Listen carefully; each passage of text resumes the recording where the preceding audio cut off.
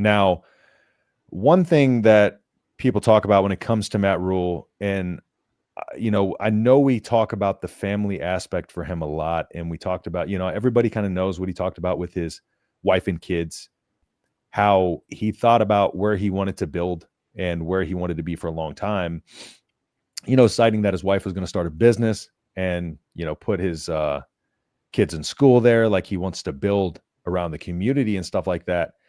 And whenever he was kind of signed on in December of 2022, he said he's at a point in his life where he's done some cool things. He likes what he's done. His family's comfortable, and he's only coaching college football because he loves the age group and want to feel like he's doing something in their lives. And then talking about the Penn State speculation more recently, this Monday, he talks about like his wife deciding where they live, and he's still talking about that family aspects, wanted to be a great college football coach. I did like his answer. Like, I do like his answer. I think that was the smart way to answer it. It really kind of didn't leave a lot for interpretation. It's just more so like, oh, everybody's just kind of subjectively saying, oh, it sounds like he's leaving because he dismissed it, but like had he said anything, then they would have ran with that too. So it was one of those things where no matter, that's why I tweeted what I did, where it's like the he's gone people are the scumbags of that app, because no matter what he was going to say, they were going to be like, he's leaving, because he didn't give them what they wanted. They're automatic like, oh, well, he's definitely gone because he didn't tell us what we wanted to hear. But when talking about, previously, when he was with, Temple, and if you talk about Pat Kraft being his best friend, but he worked with Kraft, he was part of Kraft getting the athletic director job at Temple, and he signed an extension with Temple under Kraft in Pennsylvania, which is 3 hours roughly away from State College, which is where he grew up and played college football. They already and Pat Kraft, when Matt Rhule left Temple, he said, it's what's best for him and his family. I wanted him to do what's best for his family.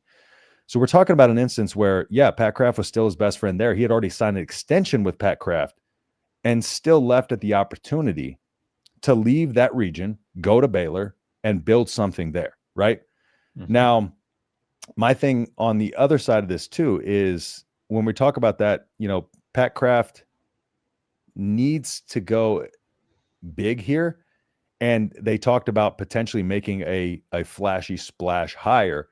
The problem in lies is, what's the upside for Matt Rhule at Nebraska versus Penn State? Okay, in Nebraska too, we got the I'm not talking about the money and all that in the facilities. Penn State has great facilities. Nebraska has all that too.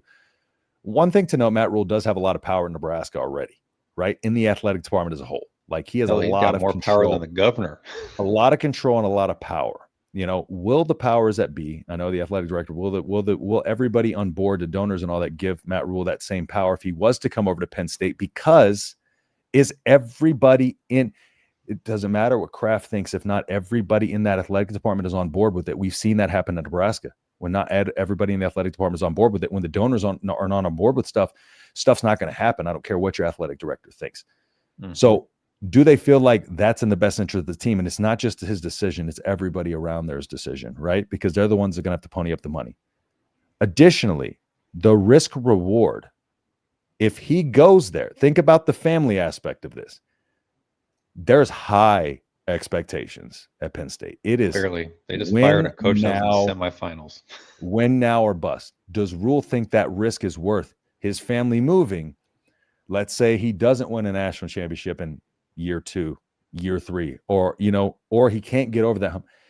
Is that risk worth him willing to take, leaving what he's built here or started to build here and has confidence in, to potentially go up there and, let's say, worst case scenario, because he's not going to be able to hold on to him if everybody wants him out of there. If he doesn't go over there to succeed, I don't care if his best friend's the athletic director or not, he's not going to be able to hold him there. There's a lot of risk that goes with that. And I feel like the upside at Nebraska, just as high, if not higher, because you're bringing Nebraska back versus kind of having Penn State already kind of at the top and trying to bring them over the hump, if that makes sense. And so I think looking at this big picture, if I just kind of had to put everything together in my thought process, just put it all together here, like, these are the reasons why, like I said, in my opinion, I don't think he's leaving. He's never mentioned Penn State as his dream job. He's actually said Temple was his dream job at one point. Never once mentioned Penn State as his dream job in terms of where he wanted to coach. He talks about how he loves the area. He's from there and family and all that, and he's a fan of it, grew up a fan of it and all that. That doesn't necessarily mean he's going to leave. There's a lot of things that have to line up besides and just the surface level A and B.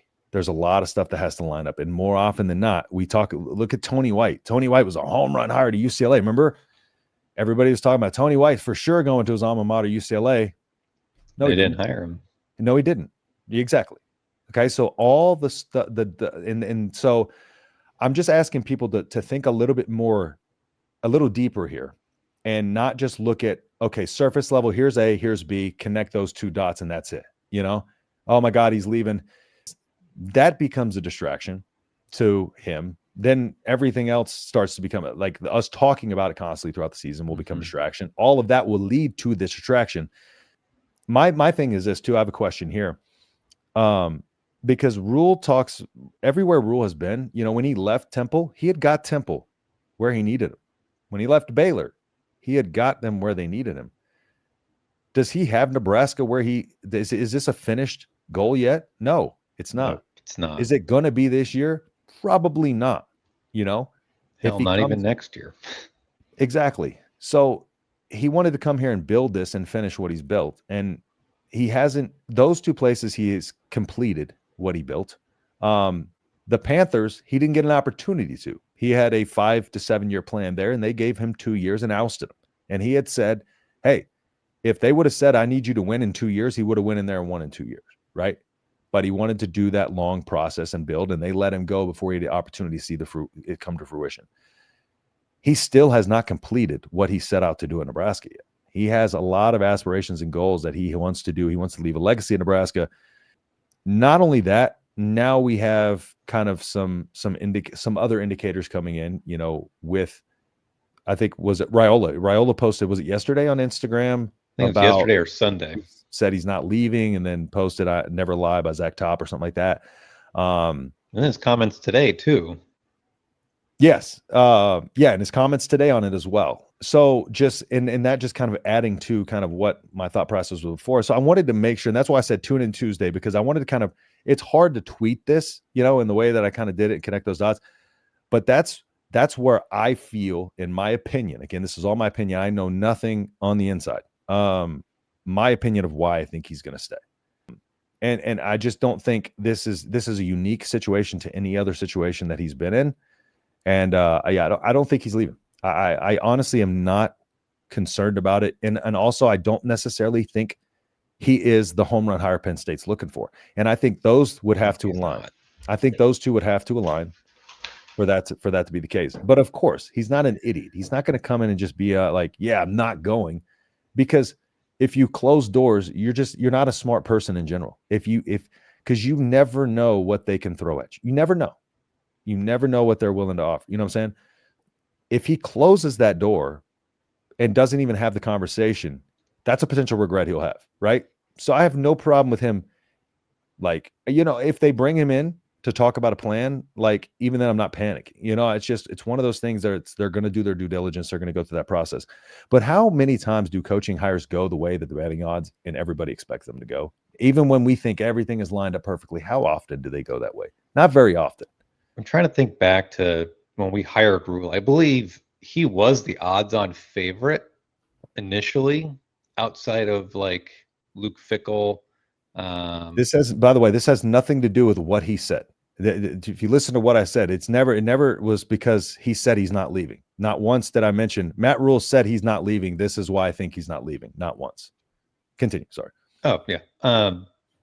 That's awesome. Oh yeah. When Nebraska was hiring Rhule, I think he was the odds-on favorite from the jump, but that was like an oddity. And I think Luke Fickell was a favorite early, but like even like the initial report, I had him as one of my top picks. Fickell. Oh, okay. Rhule was my number one from the jump. Rhule wasn't mine. Oh, really?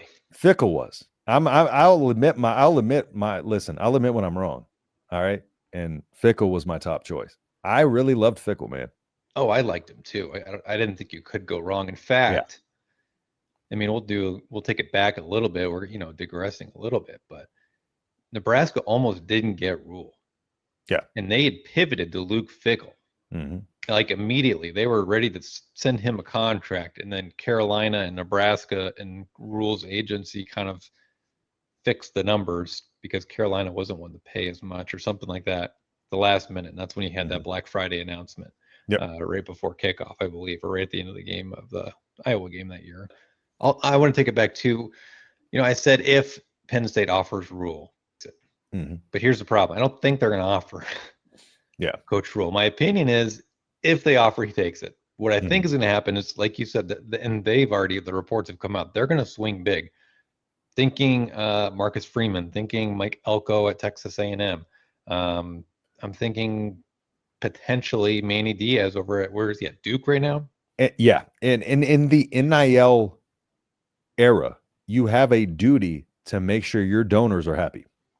Yes. And your fan base is happy, even more so than in previous years. And their donors are probably the ones that were like, we need to get over this hump. All right. We lost in overtime to Oregon. We lost another game. We lost Northwestern. We're done. Yep. And then they turn around and go hire a coach who has the same issue with, let's just be honest here. Coach Rhule is not good in ranked games. He's not good against top ranked teams in terms of a winning record. So it makes no sense for them to fire Franklin and then bring in a guy with the same problem. Yeah. Also, and Manny why Diaz, I don't for think what it's he worth, is going to leave. Manny Diaz, for what it's worth, for those that don't know, Manny Diaz was a former defensive coordinator at Penn State, for those that don't know that too. And he was phenomenal by all accounts. But also why I think Rhule won't leave is you never mix friendship and business.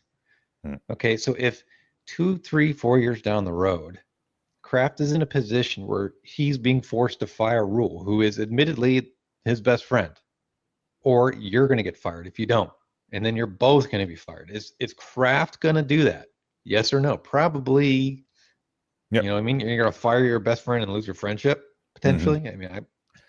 It's a high risk thing. Plus, Coach Rhule just moved his parents from Carolina to Nebraska. His wife Julie opened her business last year. His son is enrolled in college. His daughters love Nebraska volleyball. They love the players on the volleyball team. They love Coach DBK. There is a lot of roots they've started to kind of plant and then spread within Nebraska. I think Rhule is, like you said earlier, he's mentioned, I've done a lot of things in my career. I think he's at that point in his career where he probably has got 5 to 10 years left, and he's going to walk away a happy man and a multimillionaire. And he's not going to have a fan base that's like we do, where our expectation is, quite honestly, let's be respectable. Let's get 9, 10 wins a year. Let's make a playoff run every now and again. Recruit well, represent the state with pride, put a good product on the field. At Penn State, they just fired a coach who went to the semifinals last year, who's won over 30 games in the last 3 years. It's absolutely asinine what they just did.